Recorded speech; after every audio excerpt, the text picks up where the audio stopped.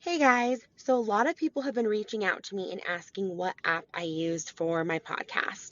So I just want to let everybody know I used Anchor. If you are thinking about starting a podcast, go to anchor.fm/start. It's seriously the easiest app to use. I tried 3 other apps, couldn't figure them out. They were hard to upload my podcast to and just completely difficult. Anchor was self-explanatory, quick, and you can get paid for doing an ad like this. So again, that's go to anchor.fm/START.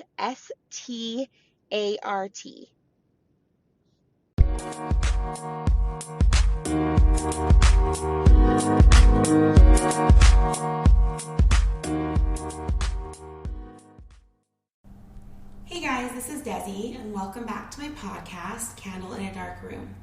So today I have my friend Tamika here.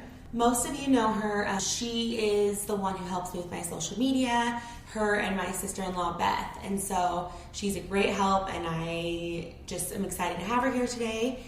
So I know that she had posted on social media about just kind of everybody sending out their prayers and good vibes because I was struggling for a minute.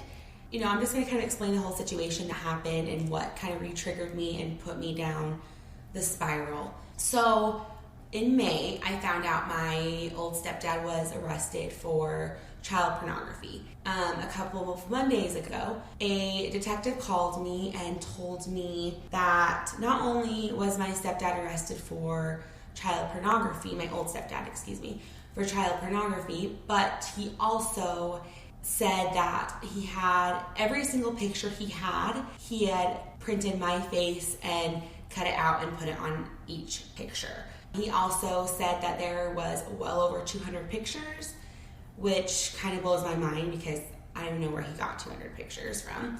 I don't know if they're different. I don't know if they're up close yet. I haven't gotten the full details of everything yet, and I can't really go into too much detail just because it's an active investigation.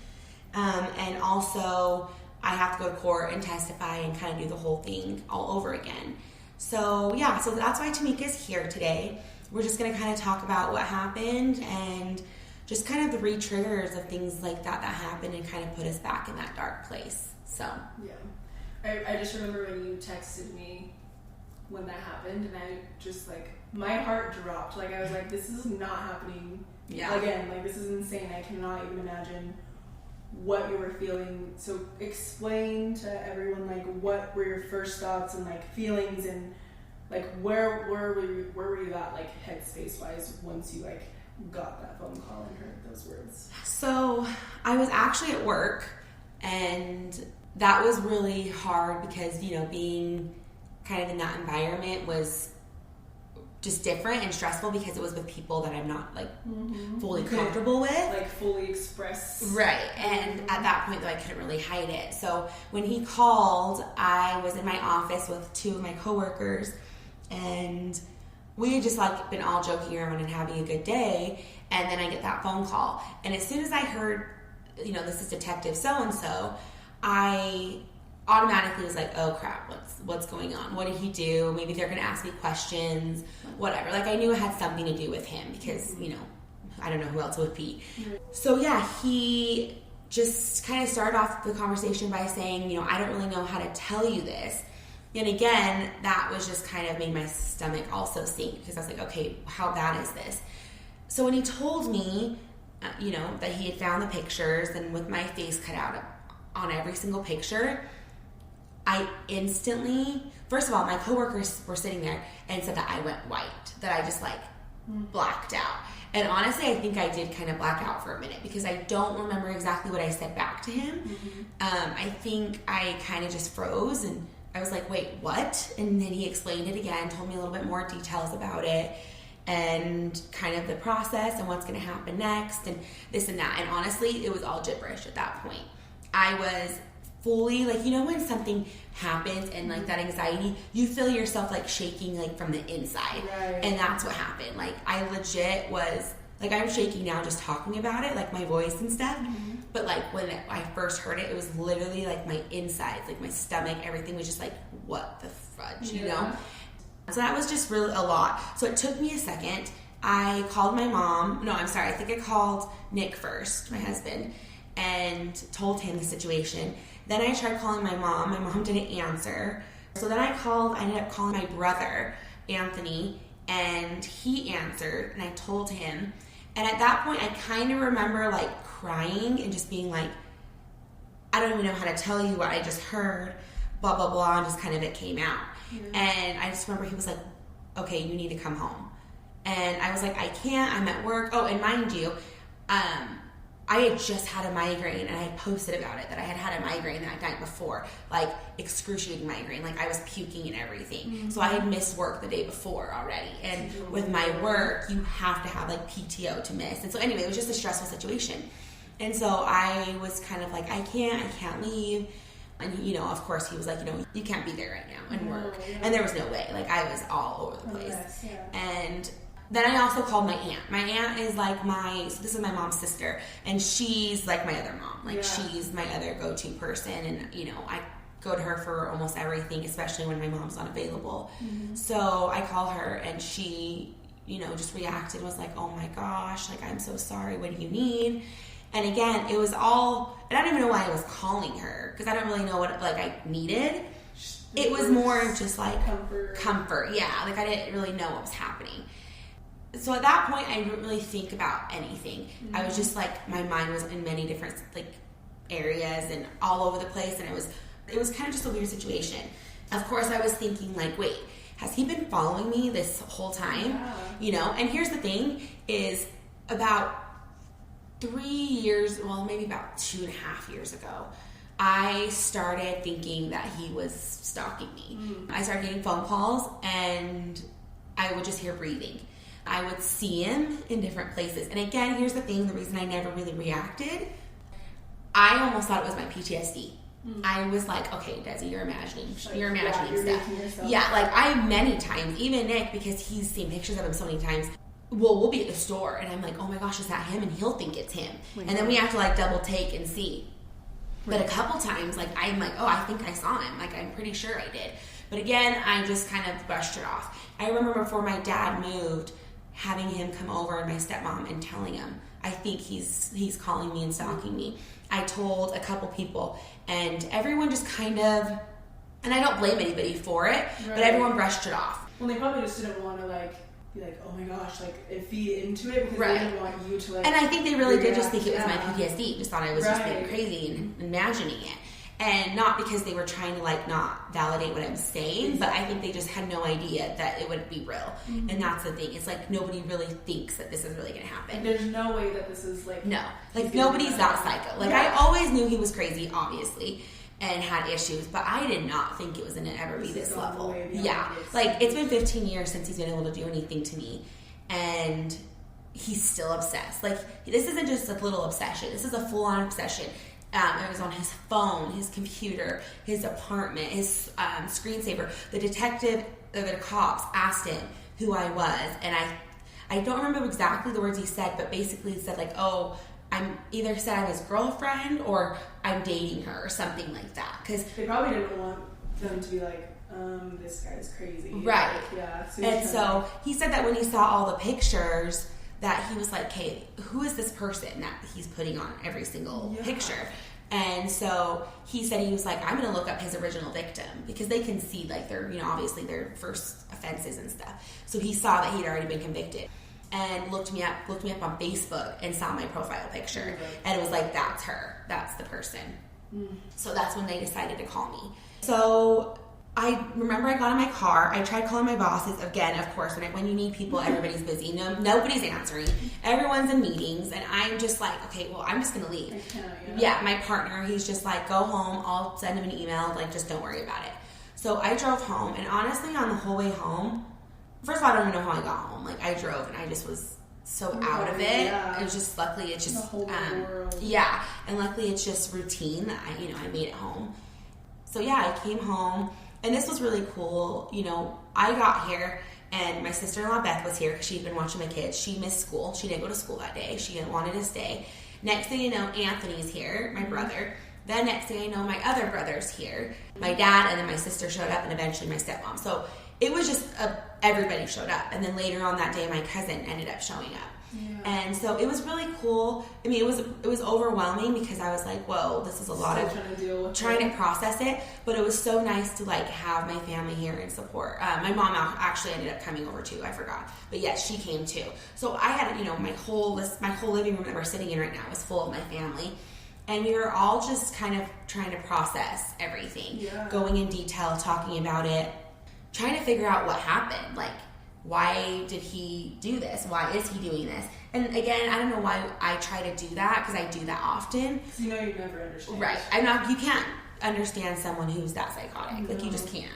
And the funny thing is later on, as I talked to my family, we were all kind of joking around at that point, and it was my sister-in-law, somebody was like, shit, this would be a really good Lifetime movie. I'm like, I would need a Lifetime series. It's something that you only see in Lifetime movies. Like, it isn't real. Yeah, like, people don't really do this and don't have basically shrines of people that they, abused 15 years ago. Like, it's not real.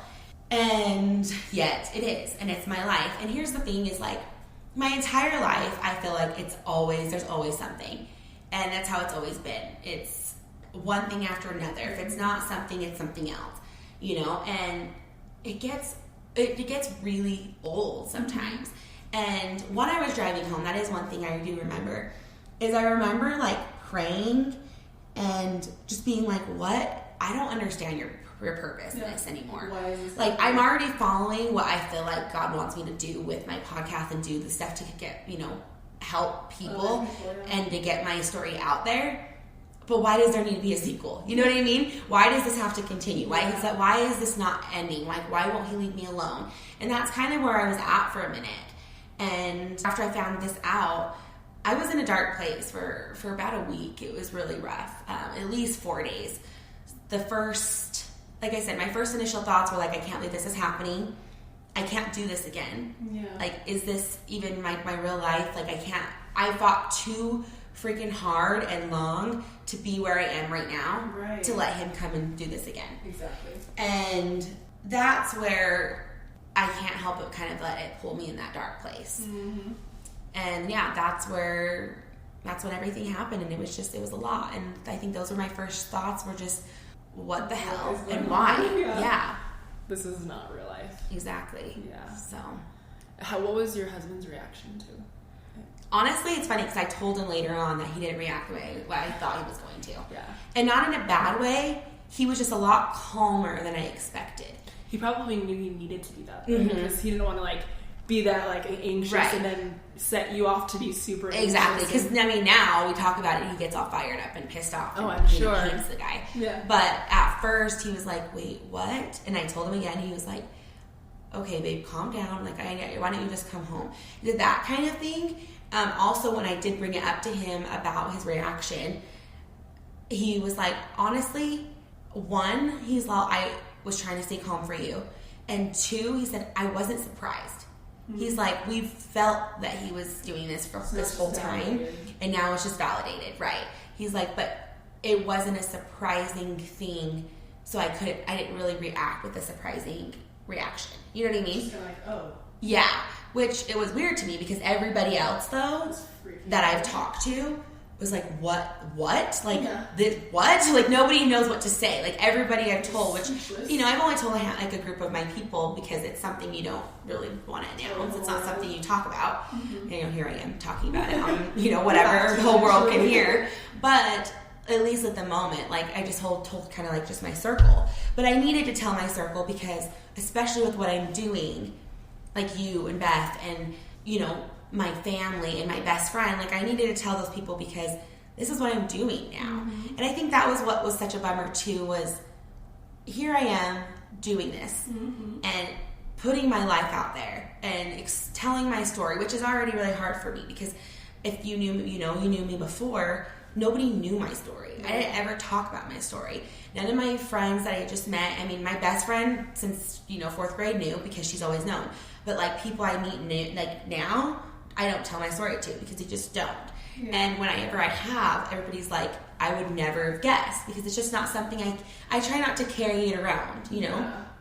And again, I've just worked too hard to not be in that place anymore. Right. So, yeah, that was really rough to kind of be back there again. Yeah. But Nick's reaction was just calm, but yet when I got home and he gave me a hug and he just like told me everything was going to be okay, it did kind of just give me that comfort of like what I needed, of knowing that like I know, because when you go back in that space again, you feel re-victimized. Yeah. And it was nice to kind of have my family here and everyone hug me and tell me it's going to be okay, including my husband, who, at the end of the day, my family's there for me, but it's me and my husband. Like, that's the ones it's just me and him that are going to be, if he comes knocking on our door one day, that's who we're going to have to deal with. Yep.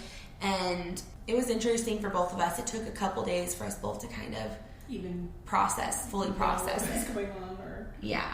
And I think, like I said, I just got in that really dark place, and first 2 days I didn't get out of bed. I literally that night, like after everybody left, I went and laid down and didn't get up. Next day I tried. We went and what did we do? We went and took my kids to get something, I think we took my daughter to dance, something like that, something small. And we were going to go to dinner or something after in the store. And I just looked at him and was like, I can't be like out in like the world. Like I just can't do it. I need to go home. And sometimes I can't help but feel guilty for that. Right. Especially because the thing is, everyone's reaction is, don't let him do this to you. Don't let him put you back in that space. Just keep going. Your daily. Yeah. And I get it. Like, I get saying that because it's so much easier said than done. And I know that's so cliche, but it is. Like, that's what my family was telling me that entire time, was like, don't let it get you down. Don't let it bring you back into that dark place.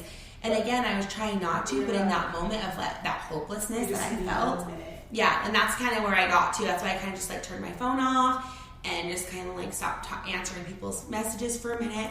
And I was like, I just can't hear people's advice and tell me how to get through this right now, because nobody has any idea what it feels like.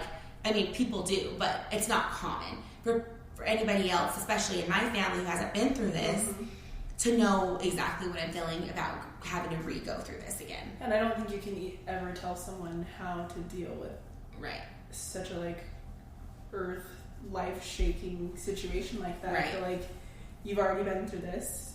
Obviously when it was happening, you were alone in it.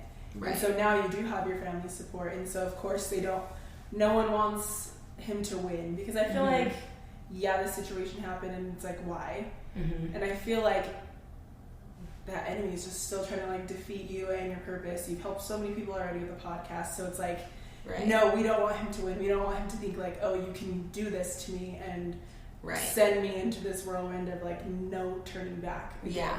Well, but you still have to like deal with it the way you need to deal with it, and I think even if that means you not getting out of bed for a few days and like you have to feel it. Yeah. And that's what ended up happening. So, like I said, I was in bed that Monday and Tuesday, and then by Tuesday night I had a hair appointment with my sister-in-law, Beth. And I was up in pretty far from here, about 45 minutes, and I went, got my hair done, just kept going. And we had fun, we talked, we laughed, whatever. Coming home, I don't know, it was like midnight at this point, and again, it's a long drive, and I was just like thinking, all of a sudden, and again, like the reason I even bring this up is because, like you said, the enemy part of it, I feel like was so much there, and it's been there since this whole thing started. One, because I feel like the enemy's trying to sabotage, and whether it's the enemy or the negative energy or whatever it is that people believe in, for me, I believe it was the enemy, and I believe that he's trying to sabotage what I'm doing. And here we are doing this event, and next week, and doing all this stuff, and my podcast is growing and people are hearing it. I have people from all across the country. A girl contacted me from Austin, Texas, from New York, from all these places. So it's not just a small community anymore. It's growing, and he hates that. That's the last thing he wants to see is anyone else finding happiness. Exactly. Having any type of victory from this such dark place. Yes. And so this is hard for me to admit, but I got in that really dark place for a minute. So I was driving home, and I all of a sudden just started bawling. Like, mind you, I cried a little bit when I first heard, like when I was telling my family what happened, but like crying like in panic, not like crying about it. You know what I mean? More of just like crying because it's like, whoa, I just heard this news and I don't really know how to deal with it. Right. But I didn't process it. And so I was numbing myself because I was like, I can't feel this right now. And I have so much going on with this event and everything going on. I work a full-time job as a crisis worker. I do nails on the side. I have 2 little kids. Like, I'm busy, and I'm like, I don't have time to like feel this way. And so it was really hard for me. So when I was driving home, I just started bawling, and this overwhelming feeling of hopelessness just hit me. And for about 30 seconds to a minute, I'd say, which felt like an eternity, but for that short amount of time, I was like, I'm gonna crash my car. Like, I'm done. I can't do this anymore. I can't go through this again. I can't be back in that dark place. I'm scared. I don't want to disassociate again. I don't want to go through the flashbacks again. Right. I don't want to do all this shit again. Like, I can't do it. And so it was a really interesting, humbling moment because I was just crying. And then at that point I was pissed, and I was like out loud praying, and I was just like, what in the hell is your purpose in this? Again, like, I don't get what you're doing. Why are you trying to stop me from doing everything you wanted me to do in the first place? And that's my first thought to God is like, I don't get it. I don't get why you would let me go this far and then make me take 10 steps back.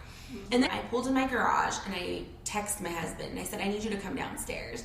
And he came down. I was sitting in my car, and it's funny because he's so cute. He like comes out with a big old smile on his face, like, "Hey, babe!" And I'm in the car because he has no idea this is happening. I'm in the car sobbing, and I just see him like go blank.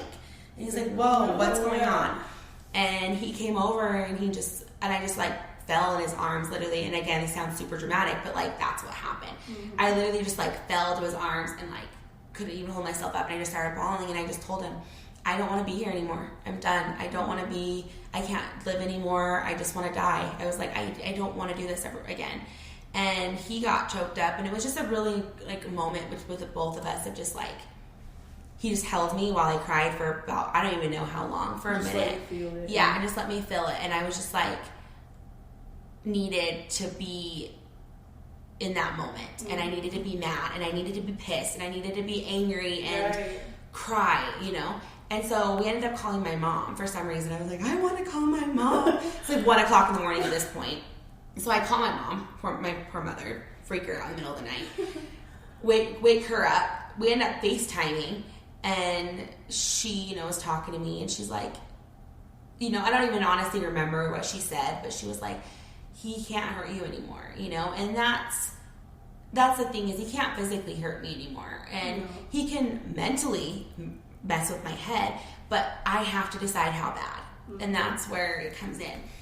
But then with the whole like hopeless thing and being angry and asking God why, at that point later on, I realized this is where the whole willpower comes in, that God gives us. He chose to do this again. He has chosen to not recover, right? And this is just another part of my story. This is just, like I said earlier, the sequel. And I'm going to fight it and get through it just like I did the first half of my story. But does it make it any easier? You're stronger now than you were before. Right. You have that, that you mindset. can do it. Yeah, that you can make it through, and you've done it before. And now you have even more support than you did when you were going through it. So it's like even... now you're stronger, but like you said, it's still hard. But yeah, does it make it any easier to be like, oh, well, you've already been through this, so it should be a piece of cake. Yeah. You already know how to do this. No, it's not that simple. Like, this has sucked. This has been a rough few weeks, and I pulled myself out. I think after I cried it out like that, I felt a million times better.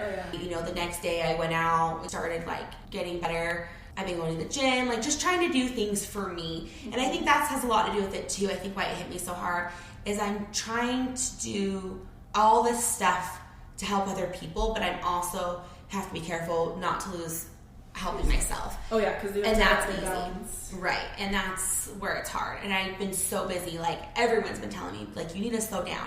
Like that's just how I am. I go. Again, I work 30 hours a week. I don't get home till midnight on Sunday, Monday, and Tuesdays. Then the rest of the week, I swamp myself with nail clients.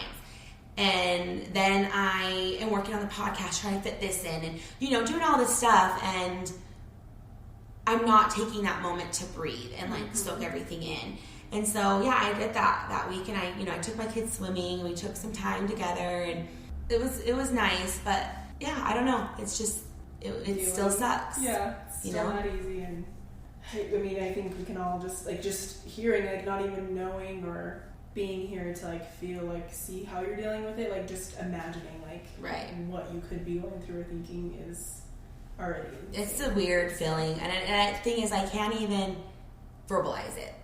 The stuff that's, like, been in my head. I don't know how to explain it, yeah. Right. So with that happening, did you get scared that, you said, like, disassociating again, and, like, did you feel like you were going to get back into that victim mentality and not be able to get out of it? Did you have that fear at all? Honestly, the day that I was driving home from my hair place, that was my second thought was, I'm going to go drive myself to the hospital. Like, I'm going to go check myself in. And that was scary too, because that's my worry. And I even talked to my bosses about this, because I'm like, that's my worry, is that it's going to hit me and I'm not going to be able to pull myself out of it. And it's going to hit me really hard. I haven't had any flashbacks. I mean, I've had memories, kind of like flashbacks in my head, but I haven't disassociated, anything like that. I've had some really weird nightmares, not even necessarily about my past, more of just like my mind trying to comprehend things. Like, I had a dream about a shooting, he was there, but like it was a mass shooting. Just weird things like that my mind is just trying to like comprehend what happened. So yeah, I mean, also with my depression, just because my depression so easily hangs on a thread, that's been hard. And I'm not gonna lie, I can't say that I am struggling with it, but I'm fighting it like really bad. Like, I make myself get up and go to the gym and be out in life, which is good, right? But like, trust me, yesterday I came home, fell asleep, and I did not want to get up.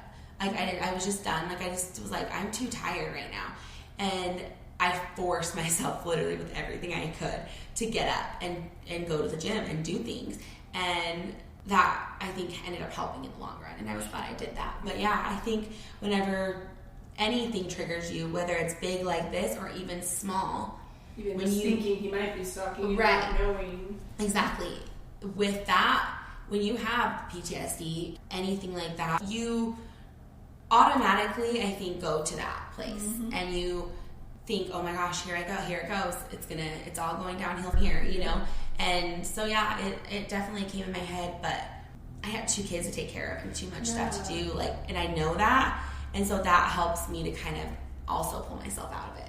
Having that motivation, or that there's things that need to be taken care of and being able to. Right. And right now, and I'm not trying to put this pressure on myself, but right now with my podcast and the movement I'm trying to make, and I want to go around and tell my story, I can't do that if I can't be healthy myself. And so I can't let him win in that aspect. Like, take everything I've worked for and I'm going towards, and let it take me 10 steps back and start over again. Well, and I love that you're practicing what you're preaching. You're practicing the recovery, because that's really like your main goal for the podcast. I remember you're just like, I want people to know that you can get through it. Like, right. Although like it seems life shattering and like you're never going to turn back, it's possible. So, right. And not just get through it and live day by day, barely hanging on. Like, you can get through it and live a good, normal life. Yeah, exactly. And yeah, you have this past, but like I've said it before, I almost look at it as like somebody I knew before, not necessarily myself. Right. But then when things like this happen, I'm like, holy shit, like it is me. Like, this is my life. This is me who he's stalking. This is me who he's taking my face and putting it on pictures of children. Yeah.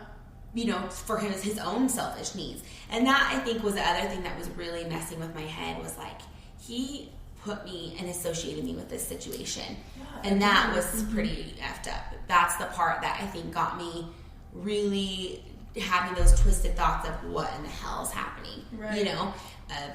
Who are these kids? Who are these kids that this is happening to? And why am I'm being associated with that? Why are you bringing me back into right. this? Yeah. And that's been hard. That's where I have to really be careful not to go in that place too much, because then that can be an empty hole that you'll just keep sinking into. Yeah. Did you ever, like, even for a split second, have fear that, like, oh my gosh, it's this podcast, like he probably is listening to it, or he listened to it, and this is like throwing him back into it, and maybe like that's why he's doing what he's doing, and there's this shrine. Like, did you ever for a moment think like, I can't do this podcast anymore? Like, yeah. So it's funny because I really didn't think about it at first, but I think it was my dad said something the day that when we got the call when we were sitting here, and he said, what if he listened to your podcast and it basically got him off on some way? Like, to him, it's like praising him. Do you get what I mean? It's like serial killers, right? They get these names. They love when you talk about loving the fame. Yes, they want the fame. They love you. Even if they're talking about me, look how famous I am. This and that, and he's that sick in his head that maybe. But I mean, I don't think he's heard it just because. I mean, he just got out of prison a couple years ago. Has been there. He doesn't. I mean, he's still learning what the new technology is. I'm sure, but I don't know. Maybe he's smarter than I think he is. You never know. I mean, who knows? But maybe he is listening to it, and if he is, you know what? Listen all you want, because I mean, if this is what's getting you by in your life in that cell, then that's your own business. Like, but you can't. I feel like that one person. That's, I mean, him being who he is and whatever he would get out of the podcast, like that one person, as opposed to like all of these people around the world that you're actually helping, that are victims, that have been through things like this post-traumatic stress disorder, like all of that, like it's worth it. And if he's hearing it, and like I said, whatever he's getting out of it, the fact is that he's sick and he needs help, and you know, I'm gonna tell him, like, you can't do this to me anymore. Like, I'm not going to let you hurt me anymore. I'm not going to let you take any more of my life than you already have. So go ahead, listen all you want, have some type of imaginary life that you think that you have. But in the reality, you're stuck in a little cell, and you're going to probably be in there for the rest of your life while I'm out here living my life that you couldn't take from me.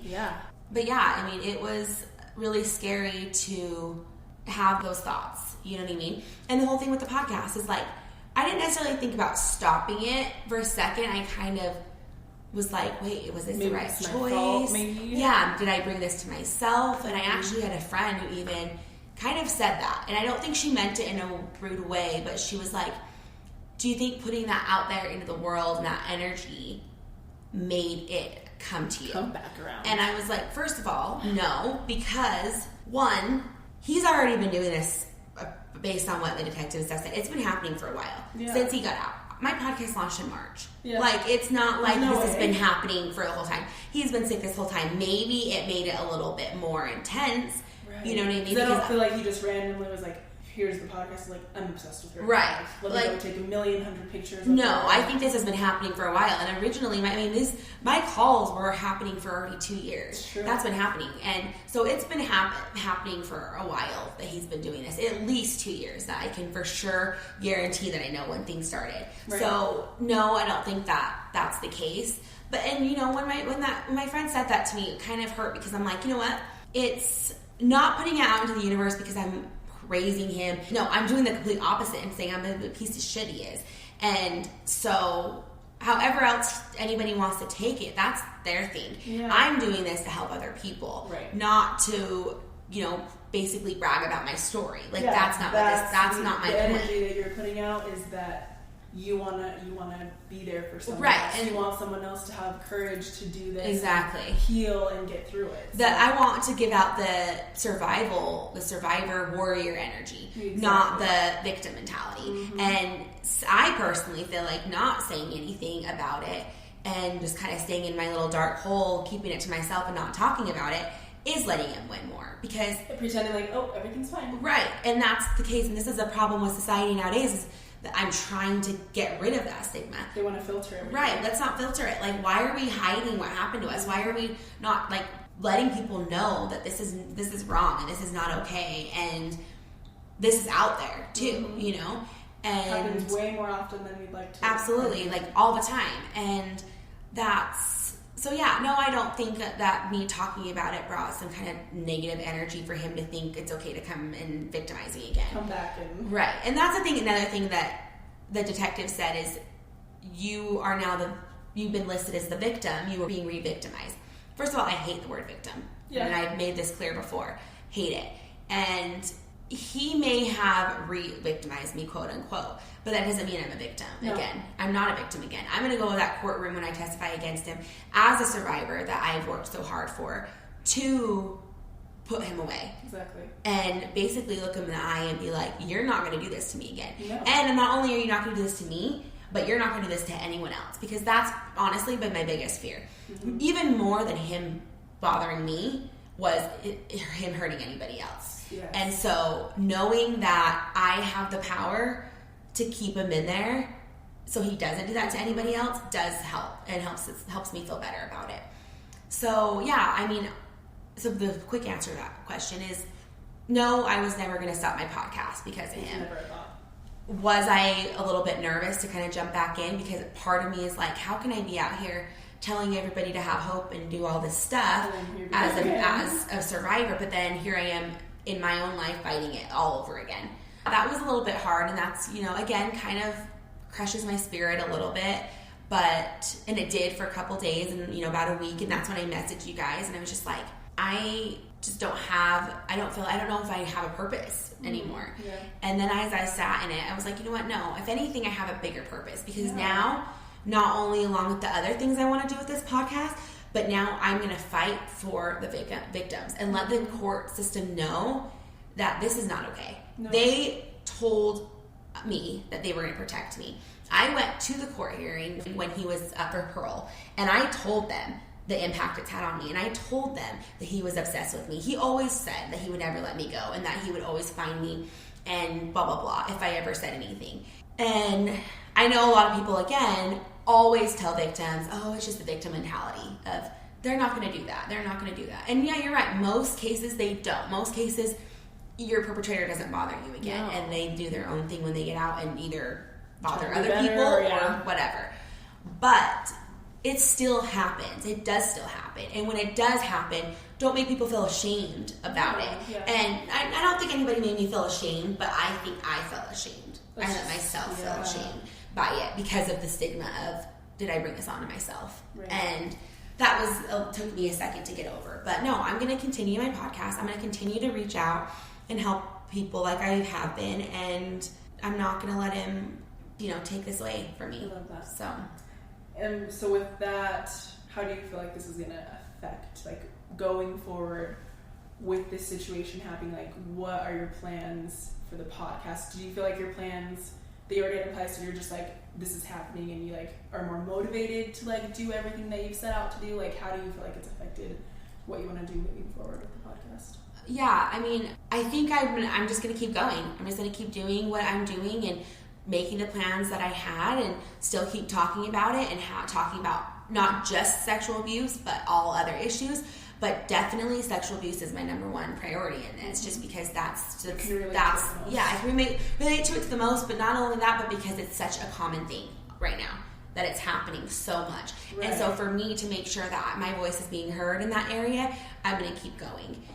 So I don't think I'm going to stop anything, slow anything down. I'm going to just keep going, and I'm not going to let it do anything to hold me back, And it does give me more motivation, to be honest. It does make me be like, okay, you know what? You wanted to sabotage me. Well, now I'm going to go even harder. Yeah, exactly. Now I'm going to go even harder, and I'm going to make it even more known that this is out there and this isn't okay than I already was, Yeah. And another thing is, too, is to what's coming, I can't say how this is going to affect me in a month. I can't say how it's going to affect me as I get closer to the court date. Yeah.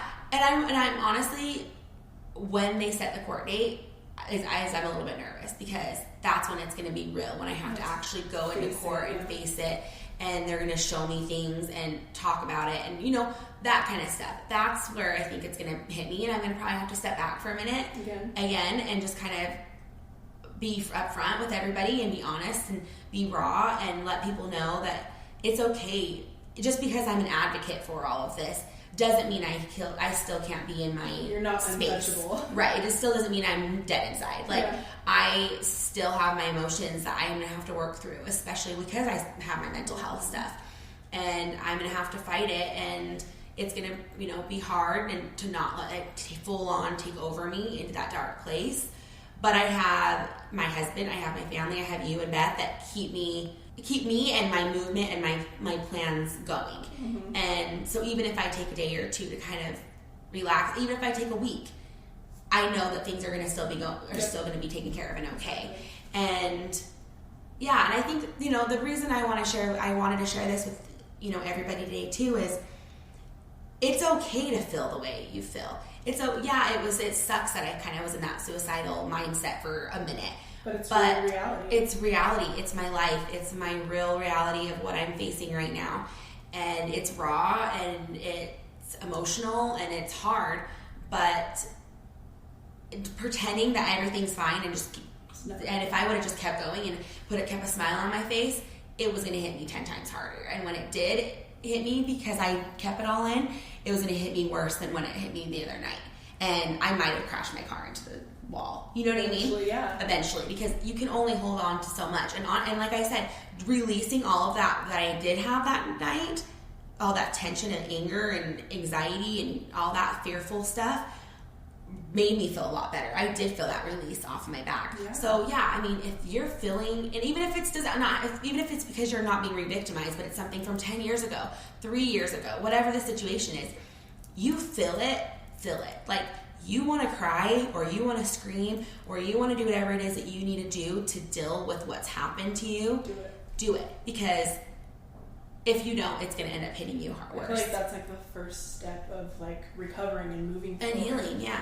Deciding, and I think that's the great thing about like you sharing this happening to you, is that you do have to figure out what works for you to deal with situations that will come up. So you already know when it comes close to this court date, when it's set, you know it's coming. I mentally have to prepare myself. You know, okay, I'm going to be feeling this again. Mm-hmm. I know these feelings are most likely going to come back. Right.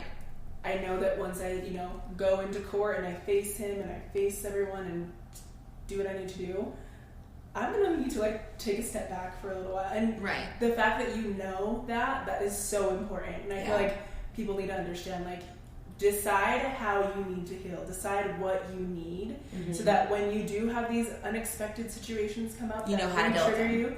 Okay, well, like, let me step back, let me feel this for a second, let me cry and scream and yell, and you know how to deal with it for that short term. Because if I don't plan it, then it's going to keep take me down longer, and it's going to take me a while to heal from it. Where if I prepare myself and mentally prepare myself, this is going to be hard. This is going to be triggering. This is going to be, a lot of different emotions are going to come up.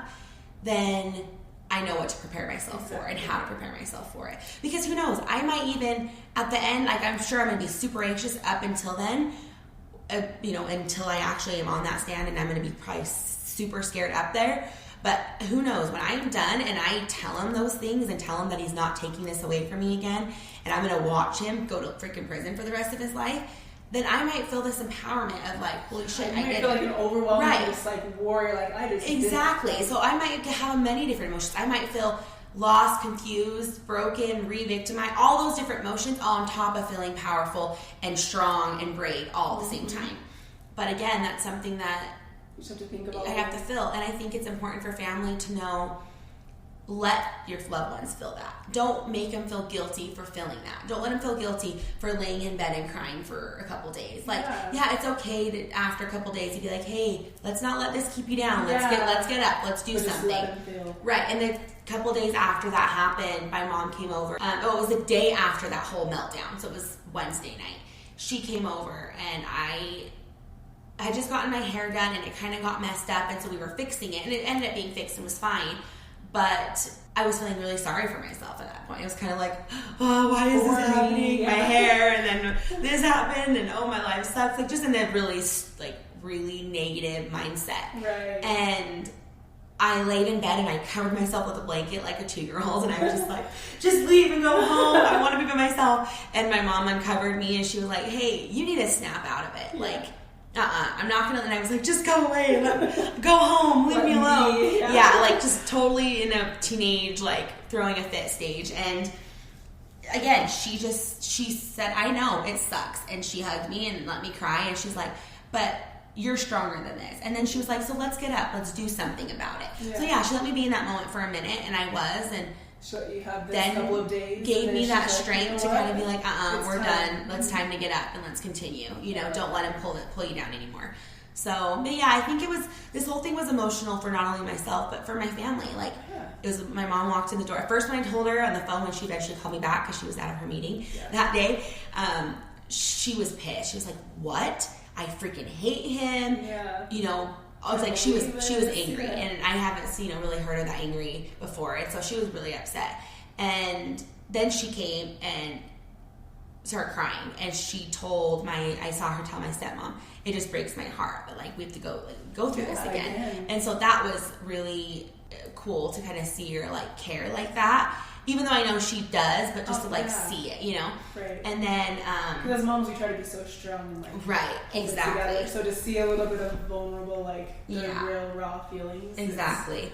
And so, yeah, I think it's, it's been hard for her in a lot of ways and triggering for her. You know, I mean, I can't imagine how she feels if, like, I was married to him. Like, how... gross is that make you feel? You know what I mean? Feel like I brought this man into our home, right? Feeling, you know what I mean? Exactly. And I know she has guilt about that, and she talked about it in my last episode, and so I know it affects her. But luckily we've talked about it, and she's okay. But it also affected my brothers. You know, my brothers, like I said, his biological son, he's pissed. He's angry. He's like, why is he even alive? Like, why is he even here? Mm-hmm. None of us get it. No, like, it's hard for people to be like, why do good people die, and then why do bad people stay and live till they're 100 years old? Like, it doesn't make sense. Just why can't somebody just come and wipe all these negative people off the earth and take them away? Wouldn't that just solve everything? Right. But unfortunately, life's not like that, and so we have to learn how to continue and be the good in the world, and that's what we're trying to do. Our best to outweigh that negative, and I mean, that's the thing of being re-traumatized like this, is it doesn't just affect you; it affects your entire family. Because I almost like that word better, re-traumatized, as opposed to re-victimized. Right. Yeah, for sure. Because it is. Yeah, I wasn't. Cause like I said, the whole victimized thing is just a really rough word anyway. Yeah. Because he's not making me a victim. Yeah, he re-triggered me. Had no idea. Right. And he re-triggered me.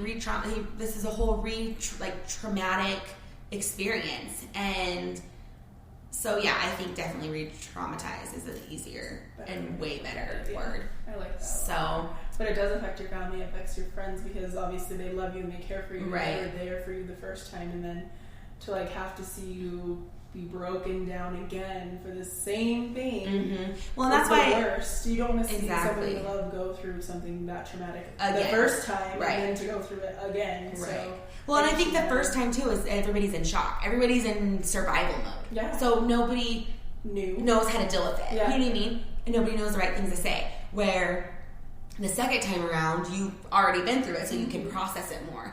And so now more people are being affected emotionally, because it's like, whoa, like, I can't believe this is happening. You know what I mean? But yeah, that's the story. That's what happened. And now we just have to, I'm going to wait until they let me know when the court is, and I'll go and testify and do all I need to do and put his ass where it deserves to be, and then continue doing what I'm doing. Yeah, I'll keep everyone updated on when I hear more, and as it gets closer, because I'm probably going to need to do a episode on, I'm about to freaking freak out, and I'm about to shit my pants, because it's going to get real scary for a minute, but I'll be okay. So I've luckily got a good team behind me, and just got to keep going. Yeah. So I'm grateful that you told the story. Thank you very much. Too, because, like you said, being re-traumatized is not easy, and then having to talk about it. And just think, it took you how long for you to create this podcast and decide to talk about your story the first time. So for you to be able to do this a couple weeks after that happened, that really just shows like where you're at. Yeah, and that's what a lot of people have said that to me recently, is how are you? Who was it? My boss actually was like, I can't believe after everything you're going through. And then, my dad's sick too. And so that's another thing on top of it that we have to deal with. And with my dad being sick and this all going on, my work knows. And so my boss was like, I don't know how you're so resilient. She's like, her and my other boss were talking. She's like, we were just talking about how I don't know how you're here. Like, able to even do crisis intervention work and do things like that when you're dealing with it yourself. Mm-hmm. And honestly, it almost scares me how resilient I am, just because I don't know. I have no freaking idea how I'm up and at it and not doing drugs right now and doing things like that would help me get through it. Because I could, absolutely. And so, I don't know how I'm resilient. I mean, for me, I know I've got God on my side, and it helps give me that strength that I don't have on my own, and my support system. And other than that, I don't know. I just, luckily, that's just how I wing it day by day, minute by minute, because sometimes I'm not as resilient, and sometimes I am. It just depends. Yeah. Well, I just wanted to share this with everybody. You know, I've had a lot of messages and people asking kind of the whole situation of what's happening. So that is what is going on. I will keep you updated. Either me or my team, Tamika and Beth, will let you guys know if, when I find out the court date, kind of how my reaction is to that. I'll definitely keep everybody updated, just because I think it's important to let other survivors see that you can continue, even if something like this happens again. But also, everybody, do not forget, my event is next Saturday, August 10th. I know it's so scary. I'm super excited, but a little bit freaked out. Please, people show up, because I'm a little bit nervous. So, it could go either way. Either nobody shows up, but, my friends and family, or, which that's fine too. I love my friends and family. Or, tons of people show up, and then we're like, oh crap, this is way more people than we expected, and we had all fit, you know what I mean? Right. So it could go either way, but I would much rather more people show up than not. So please share with your friends, bring people. You guys, we're going to have some amazing guests and prizes. We're going to have a raffle drawing. So it's going to be so awesome. We've had really cool gifts donated from people and companies to give away for the raffles. So, make sure you go to my Eventbrite, and it's Candle in a Dark Room, August 10th. Also, go to my social medias, Candle in a Dark Room on Facebook, and at Candle in a Dark Room, one word, on Instagram. All right, guys. Well, we will talk to you soon, and thanks for listening.